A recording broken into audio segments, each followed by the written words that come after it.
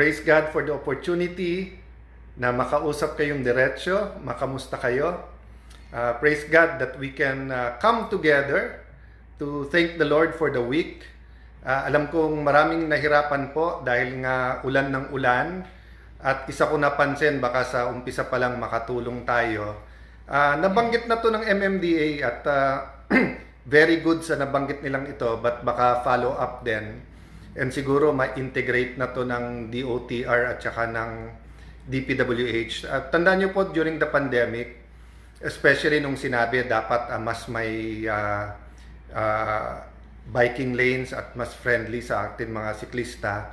And si Ate Pia talagang pinaglalaban yung batas na yan at hindi lang yung batas, yung implementation na kapag gumawa ng kalye, hindi lang po meron na pedestrian but meron din bike lanes.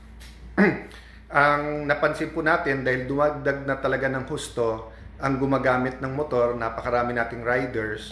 So mapapansin nyo basta't bumuhos po yung ulan, whether yung driver mismo, yung pong rider ay sisilong sa ilalim ng tulay o kaya kung yung po mga nagko-commute, lalo po kung hindi naka-raincoat, napakahirap po kasi papasok sila basang-basa. So hahanap talaga ng masisilungan.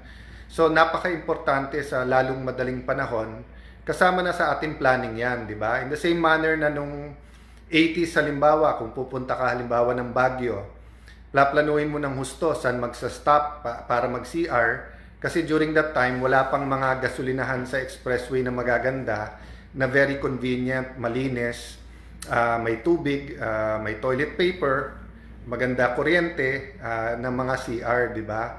So in making our roads and travel safer and more comfortable, kailangan proactive talaga tayo. So yun ang aking konting contribution.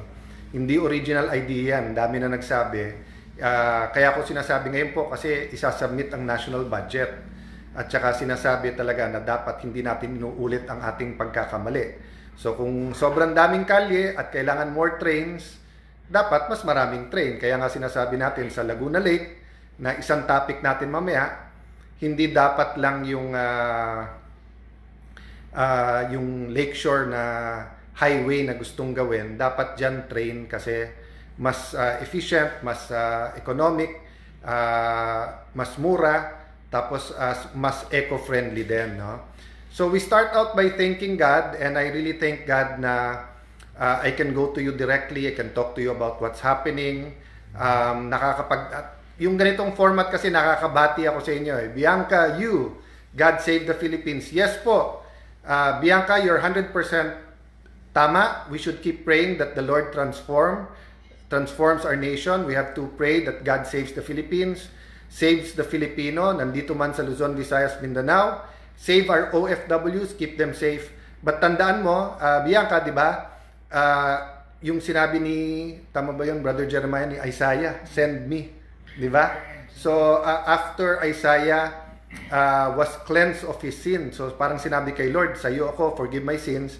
Sinabi niya, send me. So, napaka-importante when we pray that may pagbabago sa ating bansa, ay i-volunteer din natin si Lord sa ating sarili. So, marami po nagtatanong sa akin na yung cost sa aking ginagawa, yung pagtataya, di ba? I mean, whether you look at it humanly, ano sabi po ng whether it's Ninoy Aquino, former Senator Ninoy Aquino or former President Cory Aquino, di ba? That the Philippines is worth fighting for. The Filipino is worth dying for, di ba? Sa ating lupang hinirang, sinasabi natin, di ba, na ang mamatay ng dahil sa iyo, meaning yung prepared tayo na ibigay yung ating buhay. Sabi naman ng Panginoon, kung mahal mo siya, dapat mahal mo ang ating kapwa. So kung mahal mo yung kapwa, dapat mahal mo yung iyong community at iyong bayan, di ba? So anyway we look at it, thank you Robert Galor, laban lang daw. Cathy Tamura, God bless you too. So kahit saan po natin tignan, kailangan po yung prayers, kailangan po yung Word of God, kailangan po magbago ang ating bansa. Jimmy Kasuyon, laban. DV Gloria, Cantormi, Eileen, yan. Verly Rizzo Jose. Sorry guys, minsan yung yung names mabilis din eh. Alvin Santiago, God bless you. Righteousness exalts a nation. Yan. So first topic po natin tonight, di ba? So pasalamat muna tayo sa Diyos na despite the rains, despite daming nahirapan, tuloy ang buhay, bawat problema may solusyon. So alam nyo po ang pinag-uusapan kasi I met someone tapos pinag-uusapan namin panay mga problema, solusyon, solusyon. Old problems that deserve new solutions or new problems that you cannot solve with old solutions. And then may lumapit sa akin taga Netherlands. Sabi niya, "Sir, naalala mo ba nung araw-araw ka nagva-vlog? Kasi nung araw-araw ka nagva-vlog ay nakikinig ako." So yun po yung CIA, Cayetano in Action 365. So ang ginawa po natin noon, it's more of our sharing the Word of God, basic principles. So actually hindi lang siya nagsabi sa akin na natuwa sila, nagustuhan, natulungan sila. So hindi ko pa po kinocommit sa inyo na everyday. Baka kahit once a week, gumawa tayo ng CIA 52 or once a week, 52 weeks in a year. But igawin natin pong topic, starting topic and mag-post po kayo and may part 2 to. So first natin yung topic is purpose. So sabi ko kay Brother Jeremiah kanina, nandito siya. Mag-hello ka bro, nandiyan ka na rin lang naman. God bless you, everyone. So ano sabi mo sa akin, ang purpose ay original intent. One line or one paragraph tungkol doon? Ang purpose ay original intent ng author. Okay. Talagang si Brother Jeremiah, pag sinabi mong one line talaga. Magaling po magsulat to. Susulat po to sa Manila Times, pinapadala niya sa akin. Gustong-gusto ko yung lately sinulat niya, yung sabi mo, is wealth. Yeah. Anong? Is money real wealth? Is money real wealth, di ba? So, minsan pwede natin gawing topic. So, ako naman kasi yung definition ko ng purpose, yung the why, yung bakit, di ba? Yung bakit. So, for example, yung gusto ko maging abogado. Why? Anong purpose mo? Di ba? Gusto ko magnegosyo. Why? Anong purpose mo na magnegosyo? Pero tama siya, original intent di ba? So, sino nakakaalam ng purpose? Yung gumawa. Di ba? So, kung halimbawa, gagawa ako ng cellphone, kung ako may-ari ng Samsung o ng Nokia or ng Apple, at tanungin mo sa akin, bakit iba yung Apple sa Nokia? Kasi I wanted more than a device that can text and can send na pwede kayo mag-usap by voice or to send messages. 'Di ba? I wanted basically a pocket computer. So ganun din po, 'di ba? Ang Panginoon ang nag-create sa atin. Siya po ang author, sabi po ni Dr. Miles Monroe, siya ang manufacturer. So siya ang nakakaalam ng purpose natin. So yung verse na gusto ko i-share sa inyo ngayong gabi, yung "For I know the plans I have for you, plans to prosper you and not to harm you, plans to give you a hope and a future." So hindi po nating alam kahit anong tingin natin sa sarili natin, whether believe tayo sa sarili natin or whether lahat na lang ng negative tungkol sa atin pinapakinggan natin. Actually, yung manufacturer may purpose para sa atin. Meron po siyang dahilan ba't tayo ginawa, meron po siyang papagawa sa atin. So patikim lang po yan. So share sa inyo po ano yung madalian yung definition ng purpose. Pangalawa po, ano tingin yung purpose sa buhay nyo? And what would you like to share about purpose? Then, talking about purpose, wag po kayong mapipikon, wag po kayong magsasawa, wag po kayong ma-stress, ma-anxiety. Kung inaaraw-araw tayo ni Senator Ping Lacson, who knows, but meron siyang purpose. Having said that, medyo misfire or medyo, kaya akala po nung iba nangangalaska ako or I'm being sarcastic nung sinabi kong iniimbita ko siya. Hindi po. Alam nyo po, pareho kami hindi civil engineer, pareho po kami hindi taga DPWH. So kung titignan mo po yung papel-papel, yung website, etc., malilito ka. Pero kung dialogue, usap, upo with the proper officials, ano ba tong project, magkano, anong boundaries, saan to ginawa, anong history nito, anong purpose nito. So from, for example, no, yung road dike sa Taguig, 1999 pa ata nung kausap ko pa si Secretary Vihilar. Pero actually, plinano yan even before that. Panahon ni President GMA, panahon po ni President Aquino, President Duterte, may mga variation, may mga nangyari dyan. What's the point? Ang purpose po is to protect the lake.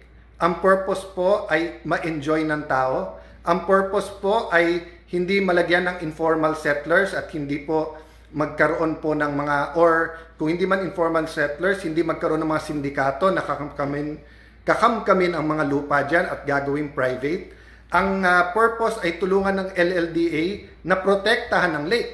Kasi napakaraming lugar all around the lake na napuno ng informal settlers. Nagkaroon pa ng time dyan na nireclaim. Ang ginamit po yung galing sa mga basura, tapos napuno na, hindi na mapaalis. Sa Taguig side po, makikita nyo, that is all government. It is all for government purposes. It is all for the people. Hindi po totoo na yan ay privately owned. At yung, basta't maraming sinasabi si Senator Lacson na simple lang. Kung magtatanong siya ng maayos at tatanungin niya yung nakakaalam, at instead na pagbibintangan niya at palalabasin niya na may mali siya, palalabasin niya na may anomalya, malilinawan siya.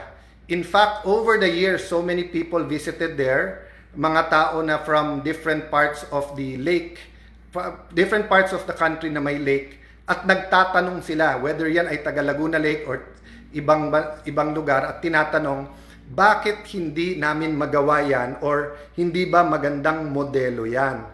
And I told them we are blessed in Taguig only to God's grace and mercy kasi nga all throughout different administrations may tumutulong. So panindigan ko po yan na ang public service, ang pag-develop ng city, pag-develop ng lake is a good thing. And I really can't imagine why galit na galit siya dyan. I mean, magalit ka sa akin.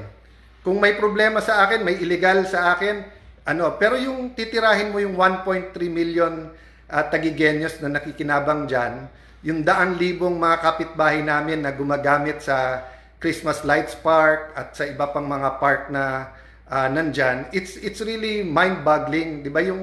Yung sabi nga nila, don't shoot first then ask questions later, di ba? But siguro yun ang problema kapag trigger happy lalo sa social media at nauuna yung galit. So again, let's take a step backwards. Tignan nyo very logically ang development sa lakeshore ng Taguig. Tignan nyo Taguig as a whole, tignan nyo yung flood control. Hindi po totoo na disguised yan as flood control, etc. No? As I said, hindi po kami mga taga DPWH. Ang national government and the budget process will be able to explain yung mga nomenclatures and everything. I won't go into detail. But ang point ko, sabi kasi ni Senator Lacson, ayoko na harapin niya yung mga corrupt. Kailan ko po siya pinigilan na labanan niya po yung mga korap? Siya po ang biglang tumigil sa mga investigasyon, at kung kailan po ako ay talking about an independent Senate, talking about transforming the nation, talking about anong tama't mali, suddenly ako ang gusto niyang imbestigahan. Having said that, we are public officials, all of us deserve the benefit of the doubt, but all of us should be open to any investigation. So, I will continue to stand up for the Filipino people, but I will be fair. Diba? Hindi pwedeng totally anti-admin, totally pro-admin, it's a case per case eh. Pag-aaralan nyo lahat ng sitwasyon, then magbibigay kayo ng input. Nung araw, nung walang social media, talagang naghahanap ang traditional media ng opinion sa bawat nangyayari. But nowadays, everyone have their opinion eh. So, kung yun ay expertise ko o advocacy talaga, so especially po, dahil ang ating traditional media, trabaho po talaga nilang to get the best information and deliver, nagpapa-interview ako. But if it's an everyday, na may mga ongoing na events, whether yan ay sa showbiz, yan po ay sa sports, yan po ay sa politika, hindi po talaga ako nagpapa-interview everyday kasi marami ng experts dyan. But I have to tell you po no, na since 1992 pa ho ako sa Taguig. Life's work na po namin yan. We're not perfect. Like any other local government, like any other public official, may mga pagkukulang din kami, may mga kailangan punuan, may mga nasisita din kami madalas. So yun ang isa kong balita, yung lahat ng aming nasisi or na pagalitan or na pagsabihan or nakita naming may mali, yun ang nilalapitan para magtestigo laban sa amin. But that's normal in politics. What's important is the truth. So babalik ako sa topic po natin, mga kababayan, mga kapatid, mga magulang. Purpose is very important. So what's the purpose of government? What's the purpose of impeachment? What's the purpose of investigations? What's the purpose of elections? If we're going to postpone the barangay o SK, what's the purpose? So what's the purpose of our daily life? Tama ba trabaho natin? Anong purpose po ng pag-aasawa dun sa mga single? Diba? So wag tayong mag-asawa for the purpose lang na mag-asawa. Kailangan alam natin yung purpose, diba? Mel Belia, stay strong. Thank you very much po. Only to God's grace. Alvin Santiago, thank you po. We're getting there po. I mean, in one generation, malaki po ang pinagbago ng syudad ng Taguig. Every Taguigueño is proud of it. No one can take credit. Awa lang ng Diyos na naayos po lahat. Leadership is important. Lenny Almazan. EJ Javier, God bless you, inanak. SDS New York. Ayan. So, hindi ko na babasahin yung ibang comment kasi nga, building bridges and trying to be peacemaker. Pero syempre, minsan napapalaban. Thank you, Pinsan. Joey, God bless you. Lilibet Arnais Gomez, God bless you too. So guys, tumatawag na si Lani. Saturday night kasi medyo pangako ko sa kanya para may oras naman kami together. Pilit niya akong pinagsha-shave na. So, crowdsourcing, anong opinion niya?